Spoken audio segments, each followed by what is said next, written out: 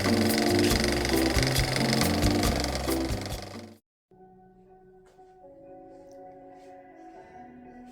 there, I just wanted to make a little short video for you about how to make my brooms. I've been repurposing these cinnamon brooms. They lose their smell fairly quickly, so when they come out in the fall, I usually like to buy several of them and then decorate them, put them all over the house if possible, or you can give them as gifts as well.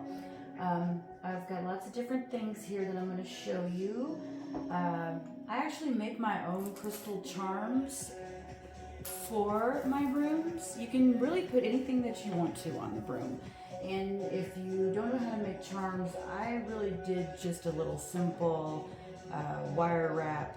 I don't have a lot of strength in my fingers anymore, so I've got to use a lot of these tools here to twist them around. I usually use a fairly thin gauge wire for something like this, because it's just going to get stuck on the broom and it'll be part of the decoration, so you don't have to worry about wear and tear or having the crystal pop out of the wire. There are so many wire wrapping videos on YouTube, and definitely check some of those out. Maybe I can find some links for you if you're interested in that type of stuff. I made these. Let me just get y'all in a little bit closer and show you what all I'm going to be using. So to decorate our brooms, what I've got here is I've got my wire. I've got, I want to say this is probably a 25 gauge. The higher the number, the thinner the wire. So that's what you want to look for, just whatever you're comfortable working with. Love my wire cutters. I love these things. I've got like an old chain here that I'm probably going to maybe loop one of my charms on to wrap around the broom. You can do that. Like I said, I make my own charms. So I studied a bunch of wire wrapping videos during COVID, and they're not exactly professional grade. I don't think I would ever sell these. But yeah, so those make nice little decorations also. And most importantly for me is going to be the dried flowers. And I happen to have a lot of dried flowers from the summer. I was lucky enough to be living here in a house that has very active rose bushes.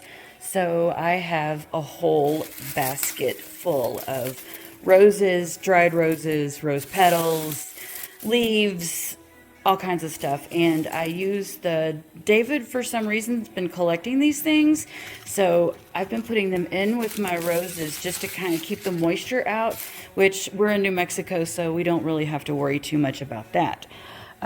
So basically just what I'm gonna do is decorate this and just put some little charms and stuff on it. It's nothing too complicated. I like being able to decorate it either for myself or for someone else that might like it. You could put little things on it that pertain to them.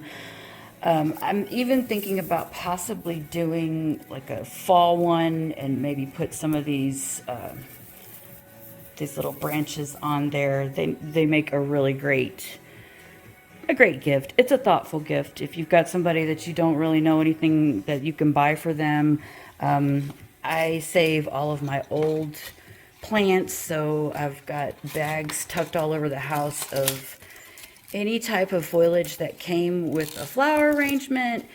If it's not an occasion where I'm going to get flowers, like pretty soon, I'll just buy myself flowers sometimes just to have the dried flowers. So anyway, let me just cut to the footage of the finished broom. I think that's the easiest thing to do. If you are even the slightest bit handy, you can definitely do this. Like I said, the charms, the wire, they pretty much do everything for you. You can certainly glue things on there if you'd like. It's really easy to just take a rose and just pop it right in there. Always leave part of the stem on the rose if you're going to dry it out, just because it's easier to use in decorating. You got to have a little bit of something sometimes to place into your arrangement or onto your piece of artwork that you're working on. I've got all kinds of crystals here. This is actually a kit for kids, but what the heck? It was cheap, so got that. I've got a pretty big collection that I've bought myself. I've got some Got a little smudge, a little rosemary smudge here if we want to stick some smudge on the broom too. That makes a nice little touch. A little selenite if you want to wave that over your broom when you're done, just to make sure that it's all cleansed before you gift it to someone. That's a good idea too. So be back in a minute. Okay guys, so this is a finished broom that I did really just, I think as soon as we moved to this house in July, I did this one. That's why it's got kind of some bright flowers. Some of these flowers and charms I've had for years that I've just kept and then just use them on different things. I never throw anything away that could possibly be used on something like that.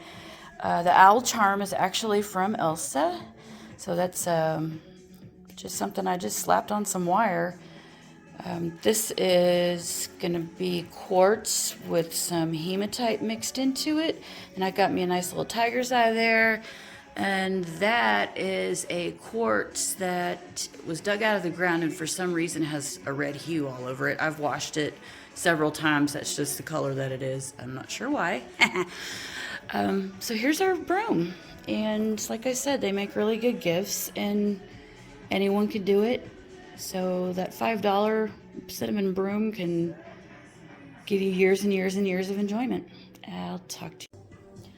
Okay, so here is another one that I did. We're actually having guests, our first house guests here. So I just did this little simple one to put by the front door. Might add some Thanksgiving stuff to it later. Something that I forgot to mention that I wanted to talk about real quick is the dried flower preservative.